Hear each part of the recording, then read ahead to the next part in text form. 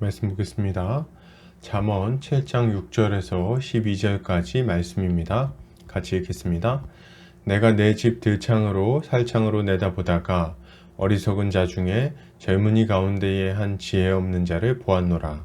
그가 거리를 지나 음녀의 골목 모퉁이로 가까이하여 그의 집 쪽으로 가는데 저물 때 황혼 때 깊은 밤 흑암 중에라. 그때에 기생의 옷을 입은 강교한 여인이 그를 맞으니 이 여인은 떠들며 완악하며 그의 발이 집에 머물지 아니하여 어떤 때에는 거리 어떤 때에는 광장 또 모퉁이마다 서서 사람을 기다리는 자라. 아멘. 잠언 7장 6절에서 12절까지 음녀의 골목 모퉁이에서 라는 제목으로 말씀 보도록 하겠습니다. 신자는 죄를 멀리하고 의를 가까이하는 자입니다. 이것을 위해서 죄된 환경을 피하고 교회와 함께 의로운 삶을 살기 위해 힘씁니다. 왜요? 우리는 환경의 영향을 많이 받기 때문에 그렇습니다. 우리는 오늘 본문을 통해서 이에 대해 함께 살펴보도록 하겠습니다. 오늘 잠언 기자는 이렇게 말합니다. 내가 내 집 들창으로 살창으로 내다보다가 어리석은 자 중에 젊은이 가운데에 한 지혜 없는 자를 보았노라. 잠언 기자는 자신이 자신의 집 들창으로 내다보다가 어리석은 젊은이 한 명을 보았다고 말합니다. 그는 그 청년을 지혜 없는 자라고 부릅니다. 왜냐하면 이후에 나타나는 그 청년의 행동이 스스로 죽음의 길로 걸어 들어가는 어리석은 것이었기 때문입니다. 여러분, 신자는 하나님의 말씀을 통해 지혜를 얻어서 어리석은 실수에서 벗어나야 되겠습니다. 죄를 짓는 것은 어리석은 일입니다. 왜냐하면 결국 그 죄가 들통나서 죄로 말미암아 인생을 낭비하고 큰 괴로움을 당할 것이기 때문입니다. 이런 어리석은 선택을 하는 이유는 하나님을 경외함에서 오는 지혜가 부족하기 때문입니다. 이들은 하나님의 경고를 가볍게 여기기에 죄로 말미암아 일어날 일을 예상하는 지혜가 부족합니다. 말씀을 보면 죄의 결과에 대해서 엄중하게 경고하시는 것을 우리는 발견하게 됩니다. 그리고 그러한 경고를 받지 않는 자들이 큰 고통을 당하다가 결국에는 비참하게 망하게 되는 것을 성경을 통해서 보게 되죠. 또한 우리는 인생을 살아가면서 자연스럽게 이런저런 지혜를 얻기도 합니다. 주변을 보면서 혹은 스스로의 인생의 쓴맛을 보면서 이런 값비싼 지혜들을 얻는 거죠. 그래서 나이가 들면 젊은이들보다 더 실수를 줄일 수 있는 것입니다. 그러나 이렇게 얻는 지혜는 왜곡되어 있고 한없이 부족합니다. 한 사람의 경험이 온전한 지혜를 가져오지 못할 뿐 아니라 경험에서 배우지 못하는 사람들도 있기 때문이죠. 그래서 나이가 있는데도 불구하고 여전히 이러저러한 어리석은 행동을 자주 하게 되는 겁니다. 그러면 우리가 이런 어리석은 실수를 피해서 가치 있고 평안한 인생을 살기 위해서는 어떻게 해야 될까요? 그 유일한 방법은 말씀을 보면서 말씀을 통해 경고를 받고 어떻게 살아야 할지 지혜를 얻는 것입니다.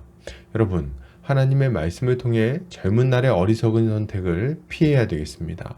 그리고 영혼을 바라보는 지혜를 가지고 평안하고 가치 있는 인생을 살아야 합니다. 이것이 지혜로운 삶의 모습입니다. 계속해서 보겠습니다. 잠언 기자는 이렇게 말합니다. 그가 거리를 지나 음녀의 골목 모퉁이로 가까이하여 그의 집 쪽으로 가는데 저물 때 황혼 때 깊은 밤 흑암 중에라. 잠언 기자는 어리석은 청년이 거리를 지나서 음녀의 골목 모퉁이로 가까이해서 음녀의 집 쪽으로 간다고 말합니다. 그 시간은 날이 저물 때 황혼 때 깊은 밤 흑암 중이었어요. 이것은 어리석은 청년이 점차 죄에 취약한 시간에 점점 더 죄의 자리로 가까이 가고 있다는 것을 보여주고 있는 것입니다. 여러분, 신자는 하나님의 말씀을 떠나 죄의 자리로 가까이 가지 않아야 되겠습니다. 우리가 죄에 빠질 때를 잘 살펴보면 아무 문제 없이 잘 살고 있다가 어느 순간 갑자기 죄에 확 빠지는 경우는 거의 없습니다.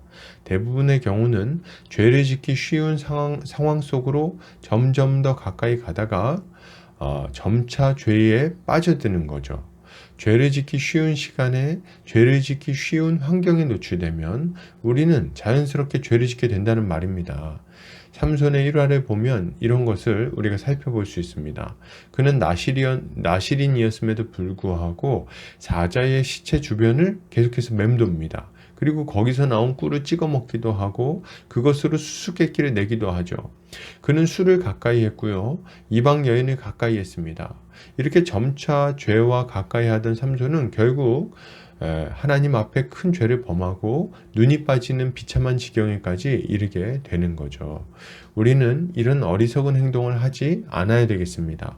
어두운 밤에 죄를 짓기 쉬운 환경에서 죄의 인이 박인 친구를 만난다면 당연히 죄의 유혹에 빠지게 되는 것입니다.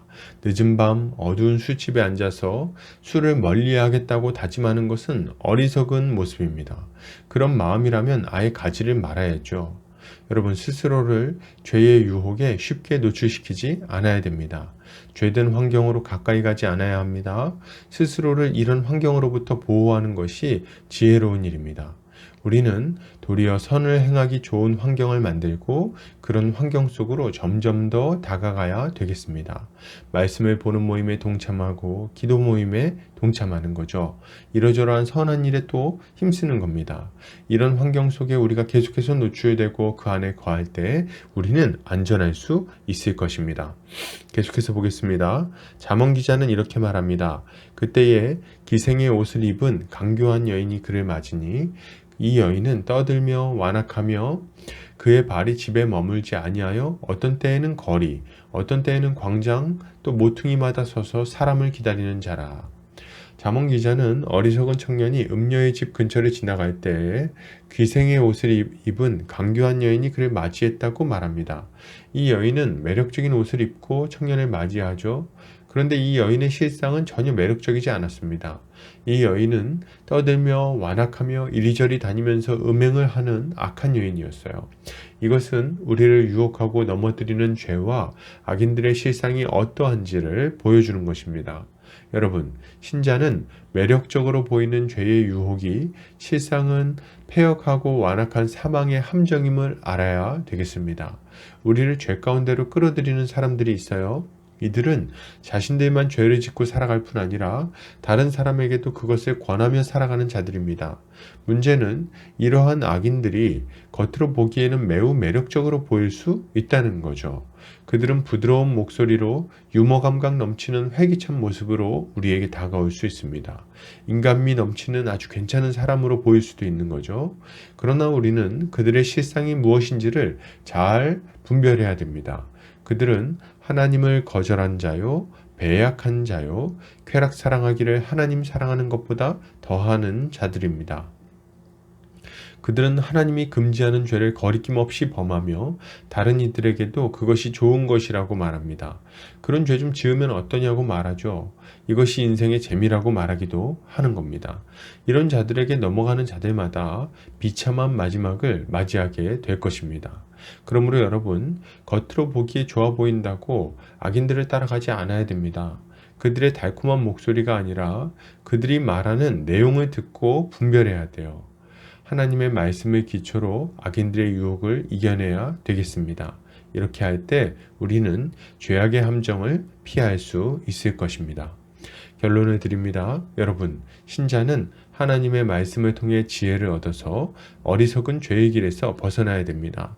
우리는 죄의 환경을 멀리하고 의로운 환경에 우리 자신을 노출해야 되겠어요. 그리고 우리를 유혹하는 자들의 실상을 파악하고 그들을 멀리해야 합니다. 이것이야말로 지혜로운 모습입니다. 오늘도 주님이 주시는 지혜로 승리하는 성도님들 되시기를 주의 이름으로 축복합니다.